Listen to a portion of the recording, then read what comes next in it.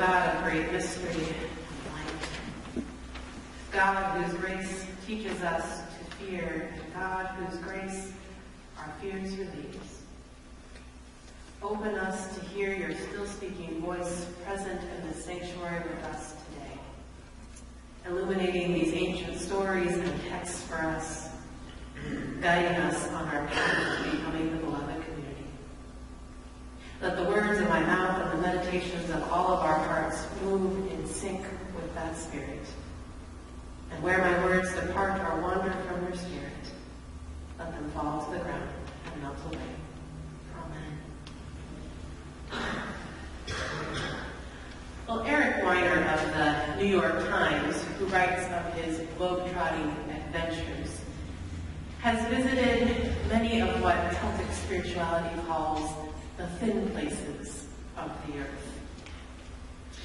And he writes of thin places, they are locales where the distance between heaven and earth collapses, and we're able to catch glimpses of the divine or the transcendent. Travel to thin places, he writes, does not necessarily lead to anything as grandiose as a spiritual breakthrough, whatever that means. But he says it does disorient. It confuses.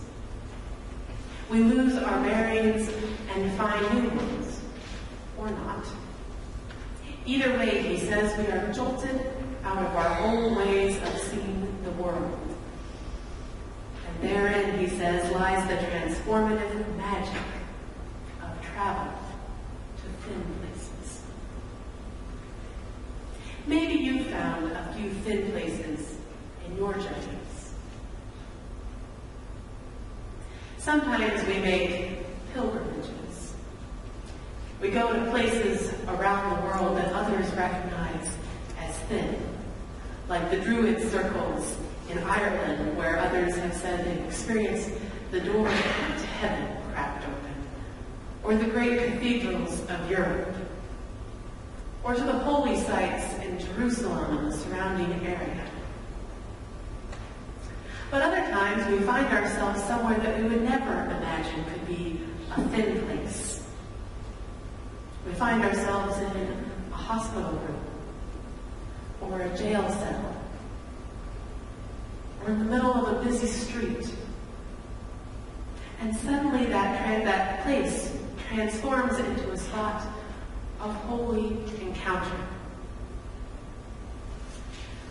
Barbara Brown Taylor says that she sometimes knows she's in a thin place because she says it feels like the floor just dropped 2 or 3 levels beneath my feet, set me down in a deeper place. I'm sure you've been to 1 or 2 thin places in your life, on your spiritual journey. Maybe at times you've even found a thin place here in this sanctuary. Well, today, as I told the kids, is a Sunday that comes up every year in our church calendar, Transfiguration Sunday. It's the Sunday when we read that story that Clarence just read for us of Jesus and Peter and James and John heading up to the mountain. And that mountaintop becomes a thin place for them. Preachers and poets, theologians and teachers, they've all tried to make so much meaning out of the story. For thousands of years, people have tried to make meaning out of the story. But as Barbara Brown Taylor admits, it is quite difficult sometimes to put language to our thin place experiences. She notes that even Jesus and Peter and James and John, they don't really say a whole lot about what happens up there on that mountaintop. So this morning, I'm just going to let us sit with the mystery of this story. I'm going to let us just soak it up and not try to tie it all up into a neat bow for us. What we know is that something marvelous and terrifying and glorious and disorienting happens up there of you well-versed in the Bible may have noticed that it sounds oddly reminiscent of that first story we read this morning. Another story that takes place on a mountaintop, where the mighty presence of God is felt in cloud and in voice, in light and in the giving of commandments. Another story where someone comes down from the mountain back into the valley, all bright and shiny after their experience with God. I'm talking, of course, about Moses up there on the mountaintop receiving the 10 Commandments. Well, here in our story today, God doesn't give 10 commandments to Peter and James and John. As biblical commentator Anne Svenningsson, I was trying to practice that before service, Svenningsson, as she points out, this time in this story, there's just one very simple commandment. Listen to Jesus. Much like at Jesus' baptism, there's a voice that speaks out, "This is my son, my chosen." And then it adds, "Listen to him." Now that sounds really simple. But Catherine Matthews Huey, who is the Dean of Amistad Chapel, the National UCC Chapel in Cleveland, as she writes, it seems that we find this one very simple commandment as challenging as all 10 of the commands given to Moses. So today I want to spend a little time talking about listening. Because you see, listening, when it's done really well, it's incredibly disorienting. Listening creates a thin place between us and the one we're listening to. But very rarely do we do it well enough to actually create that thinness. When we listen to another person, and you can think about times that you've listened to others, we're often really busy thinking about how we're going to respond. What are we going to say next? Do I agree with that point? Maybe not, or maybe I do. And sometimes,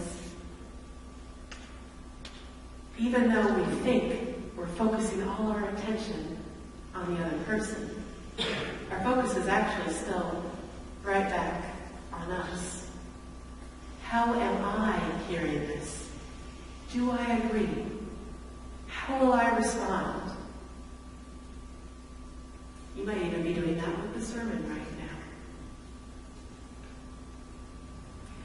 When we listen in that way, there's no thinning of space between us and the other person.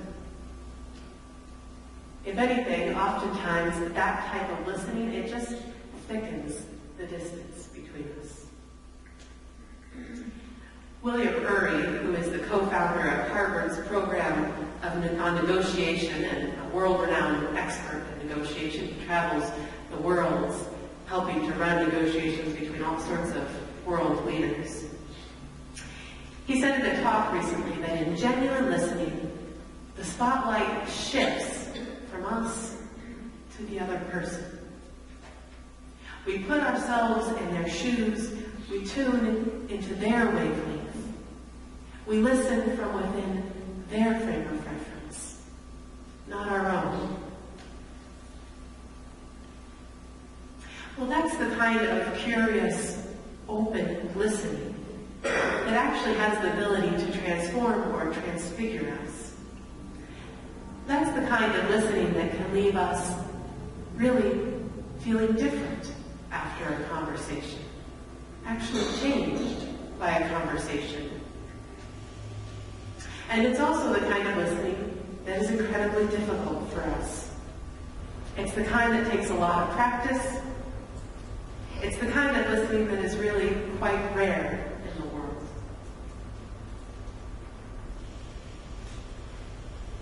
Now I want you to think about how we approach God.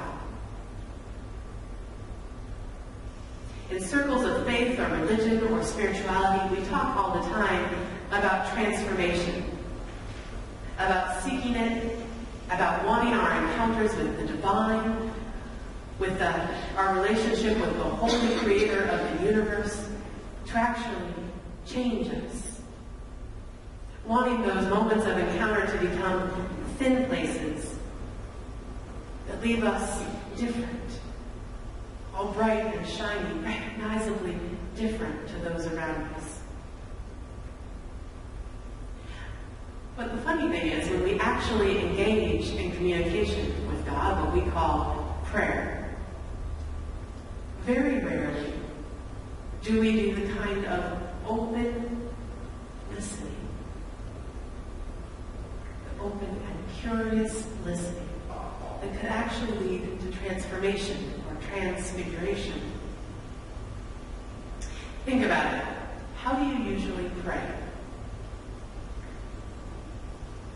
How many questions do you ask? How much space or silence do you leave? How much do you try to get inside the framework and the heart of God when you pray? Do your prayers reflect a deep listening? You know, sometimes our prayers can come across a little bit like a honey-do list. You know, the ones I'm talking about? The ones that one partner will leave out on the counter for the other. You know, things like take out the garbage, fix the leaky faucet, clean the toilet. Except the lists that we leave out for God sound a little more like heal Aunt Elaine, give me patience with my children, keep the weather nice for our family picnic, help me come up with the money for my mortgage, or let my team win the Super Bowl.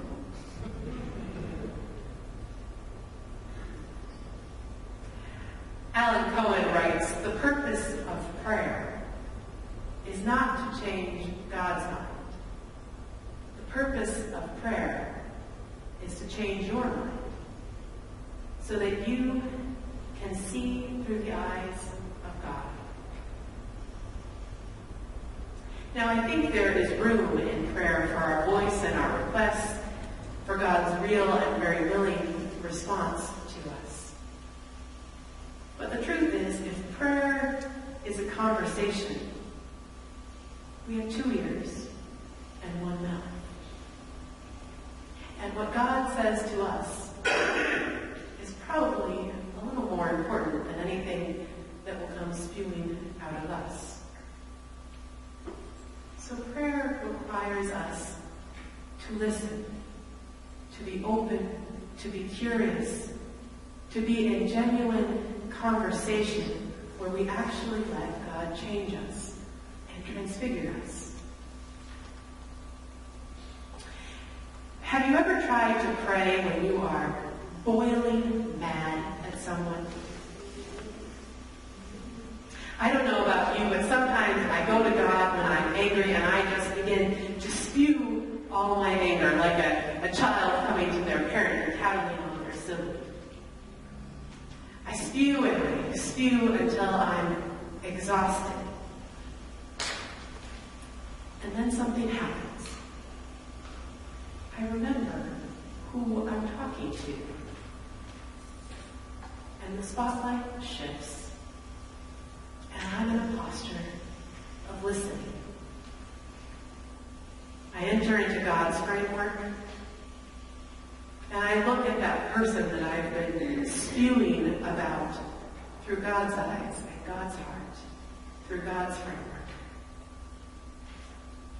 Sometimes I hear something new, but often I hear the echo of a biblical story, or one of Jesus' teachings, or the word of a mentor or a wise spiritual leader.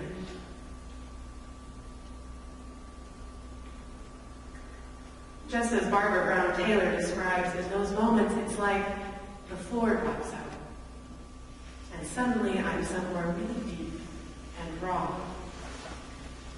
And I become aware that the reason I'm angry is because I don't feel loved, or because I feel like some great injustice has been done to me or someone else. And then I realize that I'm sitting in the presence of the one who loves me and all the world more deeply and more fully than anyone could. That I'm sitting in the presence of the one who lets justice roll down like the rivers. And you see, these thin places, they thin me. And in those moments, for the first time since I erected all those walls with the person I was so angry with, I'm able to finally see some of my own faults and some of my own responsibility in things. A friend of mine recently sent me a short saying by an anonymous author, and it goes like this. Once a man was asked, "What did you gain by praying regularly?" The man replied, "Nothing. But let me tell you what I lost. Anger, ego, greed, depression, insecurity, and fear of death." The saying concludes, sometimes the answers to our prayers is not gaining, but losing. Now, I don't know exactly what happened up there on that mountain that day with Jesus. Peter thought it was so powerful and so magnificent, he wanted to contain it. He wanted to set up camp and stay there. But thin places aren't really meant to be permanent dwellings. The thin places that we encounter with God are meant to send us out and equip us to create thin places with other people. And so that's why I guess I find the thin place that opens up when they get down off that mountain equally as fascinating as the one at the top of the mountain. When Jesus and Peter and James and John descend from the mountain, a crowd surrounds them, and a man shouts over the crowd. And it's almost like an echo of God's voice up there on that mountaintop. He says, "This is my son, my only son." And Jesus listens to him. He doesn't dismiss him or ignore him. He doesn't come up with a quick reply. He listens. Long enough that this boy, hopefully an epileptic, begins to have a seizure and is convulsing. And then Jesus heals the boy, and he gives him back to his father. And you see that thin place that opened up on the mountain where God came close. It sends him back down into the valleys of suffering to listen deeply and to open up thin places where God's love and power and healing collapses with human need. Now, this second half of our reading this morning is a much simpler and much less fantastical story compared to what happens up there on that picturesque mountaintop. But it's really quite beautiful, nonetheless. On Wednesday, as I told the kids, we enter the season of Lent. And we will all go and have our shrove pancakes, the typical Mardi Gras feast today after worship. But Lent, this 40 days of preparation before Easter, is meant to be a thinning place in our lives. It's meant to thin out our lives to create those places where God will send us out into the suffering of the world. Thin places between God's love and human need. And we do that